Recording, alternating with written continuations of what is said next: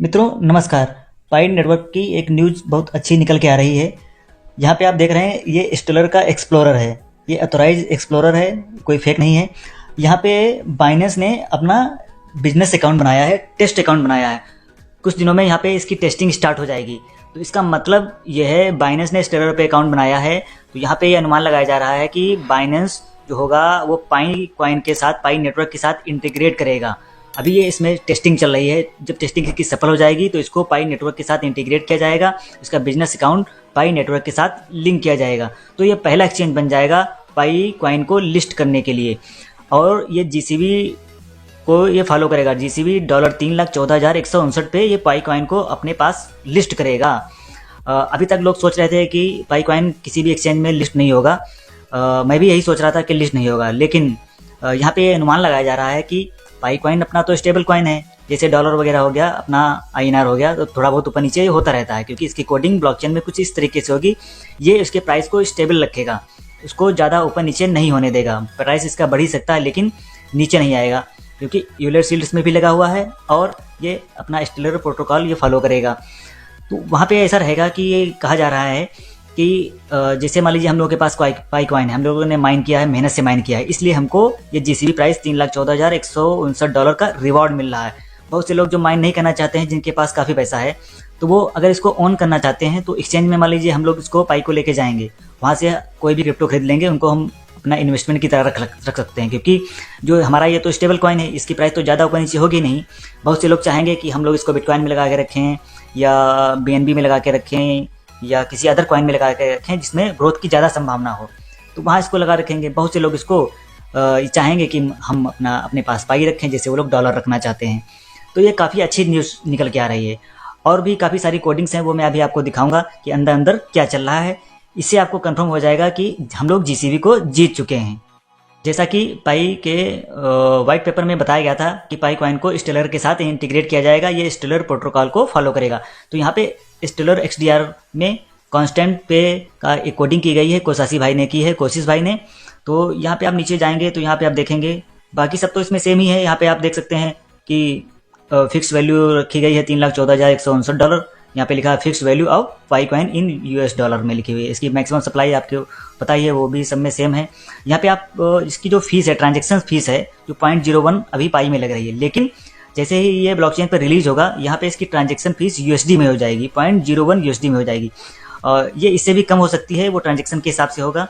और बाकी मैं जेनेसिस ब्लॉक के बारे में आपको बता चुका हूँ। जेनेसिस ब्लॉक होता है कि जिसका मेननेट लॉन्च हो जाता है तो उसका एक ब्लॉक टाइम होता है, ट्रांजेक्शन जिसमें एक रिकॉर्ड होते हैं जहाँ जाके, तो वो ब्लॉक कितने समय में बनेगा, उन ट्रांजेक्शन का बंच जो होता है वो कितने समय में बनेगा, वो उसको कहते हैं ब्लॉक। तो वो ब्लॉक बनना अब स्टार्ट हो गया। इससे पहले टेस्टनेट चल रहा था, वो तो टेस्टनेट के ब्लॉक थे। अब यहाँ से रियल मेननेट के ब्लॉक बनना स्टार्ट हो गए हैं। मेननेट अपना लाइव हो चुका है। बाकी सब तो इसमें सेम ही है जो मैं आपको पहले दिखा चुका हूँ। और नीचे आएंगे, यहाँ पे गवर्नेंस इसका डिसेंट्रलाइज है, पाई कॉइन अपना डिसेंट्रलाइज रहेगा। इसके बाद हम लोग दूसरी कोडिंग में चलते हैं। यहाँ पे आप देख सकते हैं कोसासी भाई ने स्टेलर पाई कोर में यहाँ पे कोडिंग कर रखी है। बाकी सब इसमें सेम है। पाई का सिंबल पाई कॉइन लिखा है, 3,14,159। यहाँ पे भी आपको मिल जाएगा। मैक्सिमम सप्लाई कितनी होगी, 100 बिलियन आपको यहाँ दिख जाएगी। ट्रांजेक्शन फीस वगैरह ये सब यहाँ दिख जाएगी। बाकी आप यहाँ ये न्यू चीज़ यहाँ देख सकते हैं, पाई कॉइन KYC रिक्वायर्ड, ये ट्रू है, KYC रिक्वायर्ड रहेगी। और इसका जो कोई कंप्लाइंस वगैरह होंगे, कोई या लीगल कंप्लाइंस वगैरह जो होते हैं, वो यूनाइटेड स्टेट्स, यूरोपियन यूनियन और यूनाइटेड किंगडम, यहाँ पे इसका जुरिडिक्शन रहेगा। इसमें ये दो चीज़ें यहाँ पे नई निकल के आई हैं, ये कोडिंग की गई है। अब तीसरी की तरफ चलते हैं। ये भी स्टेलर पाई कोर का है। यहाँ पे कुछ ये स्कैनिंग वगैरह का है।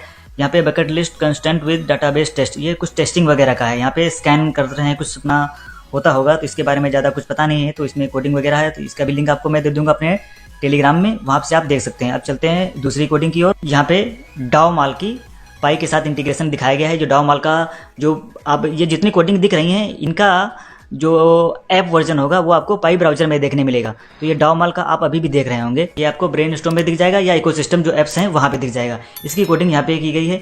बाकी यहाँ पे सिंबल वगैरह कुछ कोडिंग्स होती हैं वो सब में सेम ही रहेंगी, क्योंकि उसको पहचानने के लिए ज़रूरत होती है। जैसे मान लीजिए जितने एप्लीकेशन बनाए जाएंगे सब में कुछ ना कुछ जो कोडिंग होगी, वो जो प्राइमरी चीज़ें हैं वो सेम रहेंगी। जैसे कि पाई का सिंबल है, ये उसको बताना पड़ेगा कि पाई का सिंबल क्या है। जो भी एप्लीकेशन आएगी कि पाई की वैल्यू क्या है, इसकी मैक्सिमम सप्लाई क्या है, ट्रांजैक्शन फीस क्या आप लेंगे, सब में लगभग वो कोडिंग सेम ही रहती है और मैक्सिमम ट्रांजैक्शन आप कितना कर सकते हैं वो सब लिखा रहता है।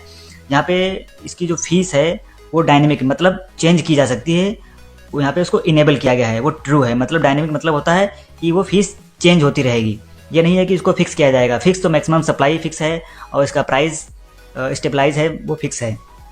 बाकी चीज़ें जो हैं वो जो चेंज होने वाली हैं वहाँ पे आपको डायनेमिक लिखा दिखाई पड़ेगा।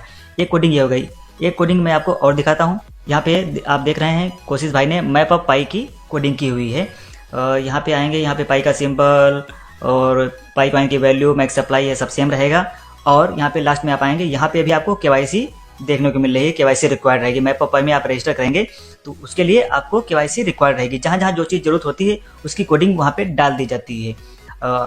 बाकी सब कोडिंग है वहाँ पे आपने देखा होगा, किसी में KYC नहीं लिखा होगा, किसी में लिखा होगा, तो वो कुछ इसकी कंडीशंस वगैरह रहती होंगी, उसके हिसाब से ये सब देखने के बाद आपको पता चल गया होगा कि हर जगह जितने भी ऐप्स वगैरह आएंगे उसमें सब में इनका जो कोडिंग सेम आपको दिख रही है। फिक्स वैल्यू दिख रही है, पाई का सिंबल दिख रहा है, मैक्सिमम सप्लाई दिख रही है और उसकी ट्रांजेक्शन फीस दिख रही है। इससे ये कंफर्म हो जाता है कि हमारा पाई कॉइन है वो स्टेबल कॉइन है और इसका प्राइस $3,14,159 होने वाला है।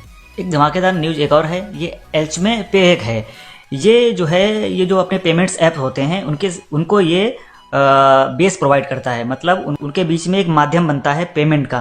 तो इसने एल्चमे पे ने इनको अपना बेस प्रोवाइड कर रखा है। एप्पल पे को जो बैंक ट्रांसफ़र वगैरह होते हैं, कार्ड होते हैं, गूगल पे होता है या अदर कोई पेमेंट ऐप्स हैं, उनको ये ब्रिज करता है। मतलब आपस में यूजर को और बैंक को आपस में जोड़ता है।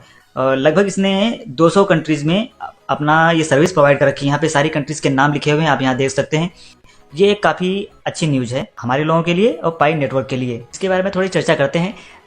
जब कोर टीम ने जब हम लोगों को बताया था कि जो मेननेट की ओपन मेननेट की कंडीशन जो है उसमें क्या क्या रहेगा, उसके दौरान ये क्या क्या तैयार करेंगे, तो 100 जो पाई के ऐप्स हैं वो मेननेट के साथ लॉन्च होंगे। तो उसमें से ये हो सकता है कि कुछ ऐप्स अभी आए, कुछ ना आए, कुछ अभी आ भी चुके हैं जो आप देख रहे होंगे इकोसिस्टम ऐप्स में, वहाँ पे अभी टेस्टिंग में चल रहे हैं। तो हो सकता है उनको मेननेट में माइग्रेट कर दिया जाए, मतलब वो रियल ऐप बन जाएं। अभी तो वो अनवेरीफाइड हैं, तो हो सकता है कि 100 के 100 पूरे मेननेट के साथ में लॉन्च हो जाएं, या फिर 30-40 आ सकते हैं, 50 आ सकते हैं जो मेननेट के साथ माइग्रेट होंगे। उनको यूज़ करने में हम लोगों को कोई सोचने की जरूरत नहीं पड़ेगी क्योंकि वो कोर टीम की तरह से ऑथोराइज रहेंगे। कुछ दिन पहले जब पाई ब्राउजर ओपन करते होंगे, यहाँ पे आपको ऑथोराइज सैंडबॉक्स दिखाई पड़ता होगा, ये यहाँ से हटा लिया गया। इसके अंदर जो एप्लीकेशन आ रहे थे उसको यहाँ से अभी विड्रॉ कर लिया गया है, तो उसको मेननेट के लिए तैयार किया जा रहा होगा, इसलिए हो सकता है कि वो यहाँ से हटा लिया गया हो। और आपको इस वीडियो को देख कर ये अंदाज़ा हो गया होगा कि कोडिंग को देखते हुए ऐसा प्रतीत हो रहा है, ऐसा लग रहा है कि हमारा प्राइस जो है ये बिल्कुल फिक्स हो चुका है। अब जश्न मनाने की तैयारी हम लोगों को करनी है और इस पैसे को सही से इस्तेमाल करना है। ऐसा मौका बार बार नहीं आता है। इस पैसे को सही जगह लगाना है, अपने फ्यूचर को ध्यान में रखते हुए इसे सही जगह इन्वेस्ट करना है। जब तक आपको कोई अच्छा सोर्स नहीं मिल जाता है, आपको पाई को कहीं भी विड्रॉ नहीं करना है। थोड़ी बहुत जो आपकी ज़रूरत होगी उसमें आप इसको इस्तेमाल कर लीजिएगा, बाकी का आप इसको कहीं अच्छी जगह पर लगाइएगा। अगर वीडियो में कुछ समझ में आया हो तो आप मुझे मैसेज कर सकते हैं, कमेंट कर सकते हैं। मिलते हैं नेक्स्ट वीडियो में, तब तक के लिए बाय बाय, टाटा, जय हिंद।